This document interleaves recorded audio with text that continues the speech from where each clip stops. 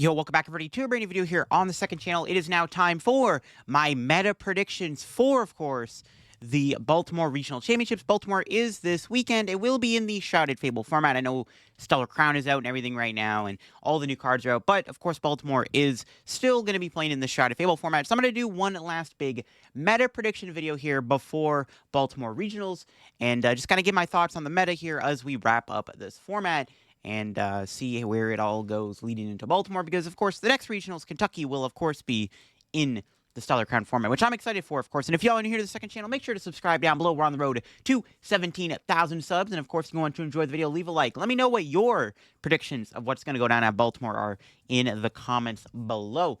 So, starting things off here, of course, we do have Regidrago, which I'm going to still say is, like, the best deck right now.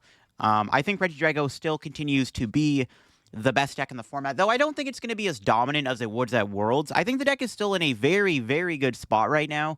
And personally, if I was going to Baltimore, I would probably play Regidrago, if I'm going to be honest with you. Because I think the deck is just still really, really good. It has a good Zard matchup. Zard is more popular right now. And I think Drago is still okay into turbo decks. Like, you have Radiant Charizard, it's not that bad. And I think Drago, overall, is just the most well-rounded top deck right now in the format, and it can beat other big decks too. I think its Ancient Box matchup is fine. Your Zard matchup is fine. Obviously, you have good matchups across the board. And I think Drago is another deck that has a lot of skill expression. Like, the good players on Regidrago will do better than the average player on Regidrago, because this deck does have a pretty high skill ceiling to play correctly. And I think Drago has a good chance of being, like, still at least, like, 12% of the meta. Like, I'm still being honest with you on that one. But Zard is going to be more popular this weekend. Charizard has been getting a lot of hype recently in the online tournaments, post-Worlds. It does really good into these big basic decks that are seeing a lot of play right now. And if that continues to be the case, then Zard is going to see a lot of play in Baltimore. The issue is that, well, Regidrago, I think, will also continue to be very good. And if Regidrago is popular, Charizard won't perform as well. I think Charizard is still in a fine spot. Probably a good chance it'll be the second most played deck in Baltimore. There's a chance it could be the most played deck in Baltimore, to be honest with you, but I still think Drago is just a better deck than Charizard, but I can see Charizard being second most played deck. Like, if Drago's going to be 10 to 12%, Charizard will probably be 8% of the meta. It's still Charizard at the end of the day. And the idea of playing, like, Thorn and Radzar definitely has making it a lot better, and I think Hero Escape might be the optimal ace-spec for Charizard right now. We'll have to see if the Tord build with Rabska continues to see a little bit of play going into Baltimore, or if maybe that was just a one-and-done thing with Tord, but we'll have to see on that one. But yeah, Charizard's going to be popular.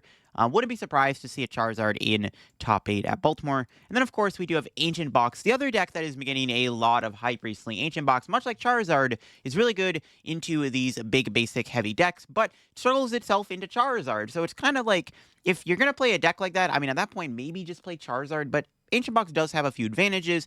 You are attacking with one prizers. You do have a few more different things you can do with the help of Fluttermane. You have Great Tusk in the deck you can play. The Koraidon build of Ancient Box still isn't terrible either. And Ancient Box is, like, pretty good for this tournament. I think there's going to be a decent amount of it.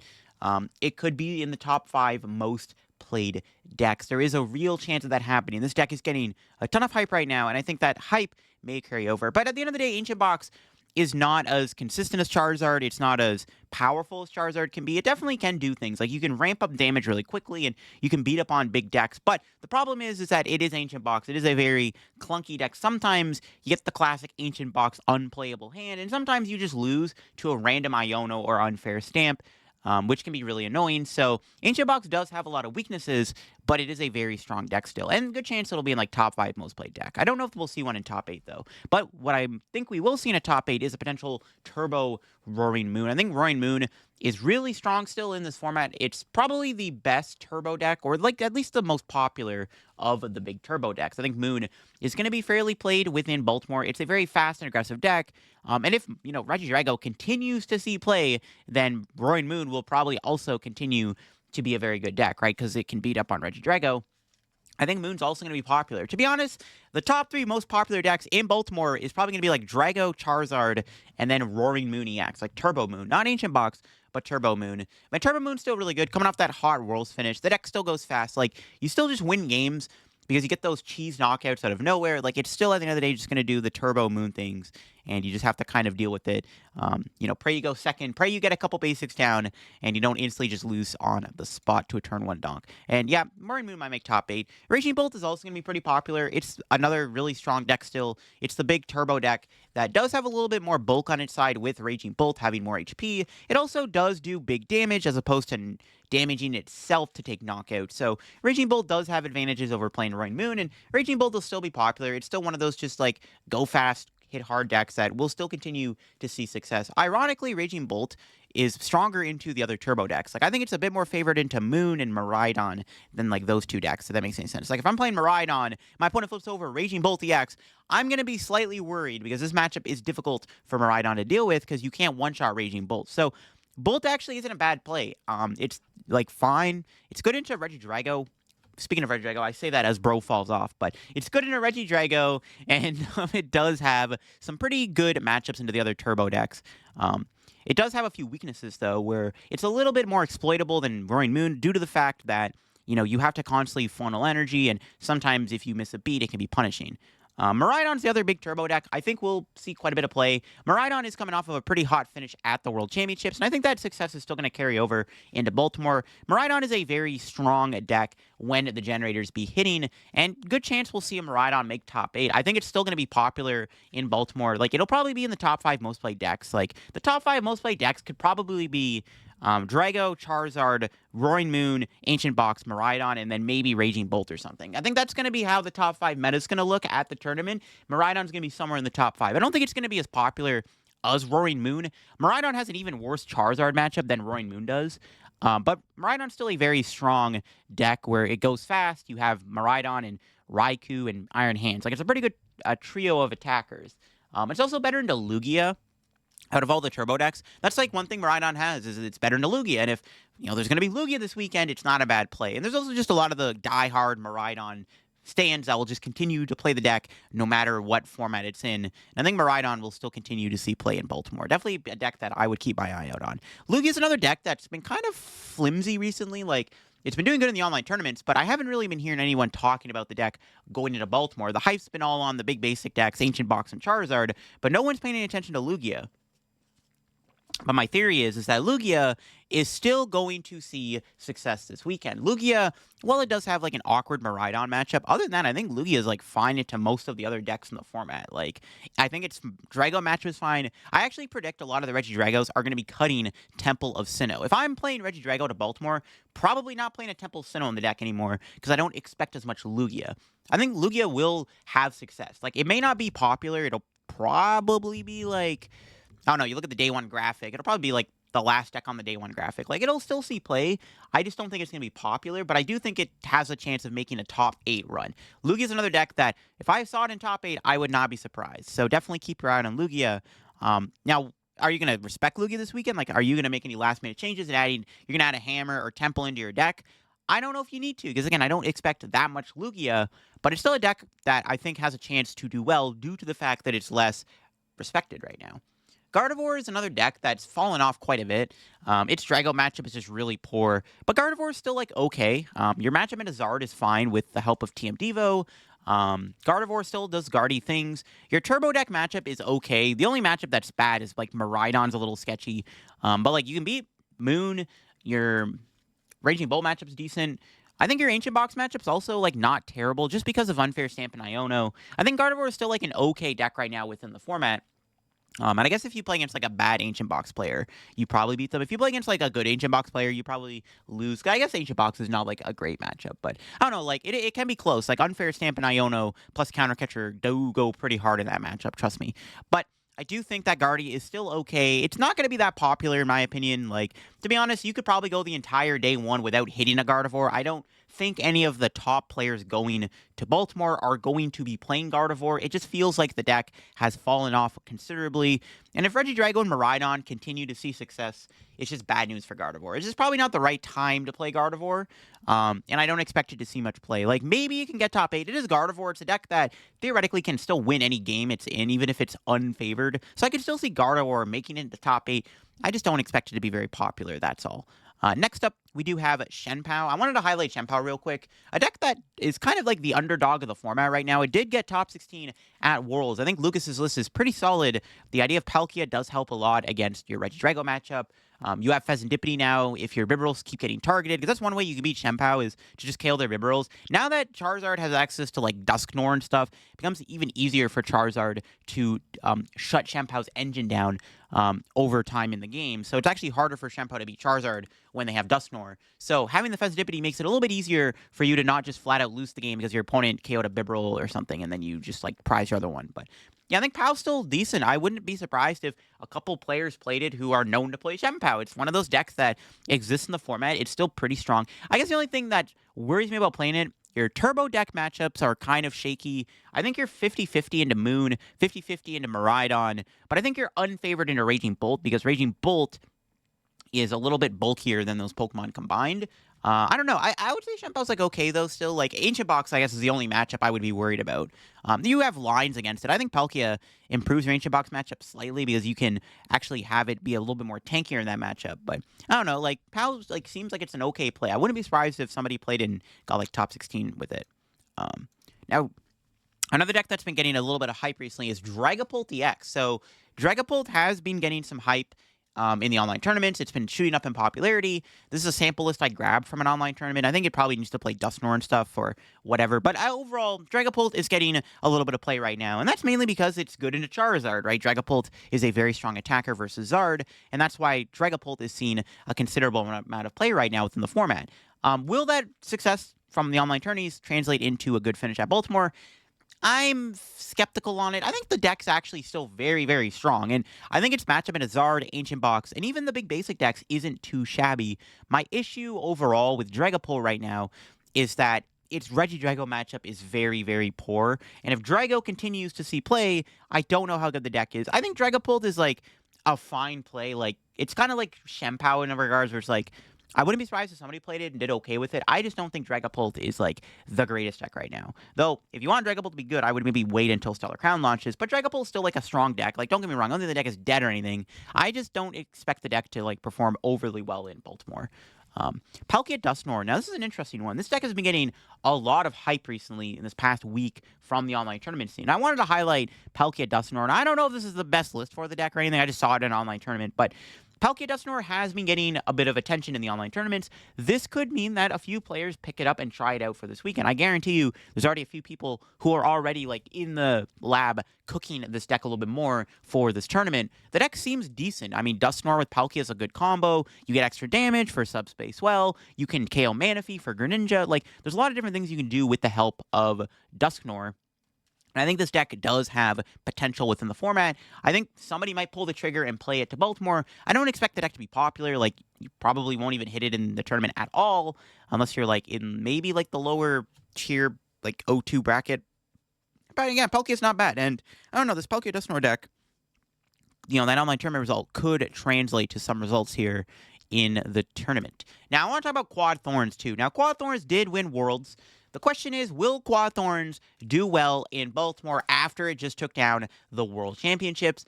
I'm going to go with no. I don't think Quad Thorns is the greatest deck for Baltimore. I think that it was a that's not even a word, a better play for Worlds. So I think the issue with the deck right now is it's obviously a little bit more, like, common. Like, people expect it now. People are teched for it. Like, Zard might be playing Canceling Cologne. Drago is already, in my opinion, not the best matchup. That deck already plays a Cologne.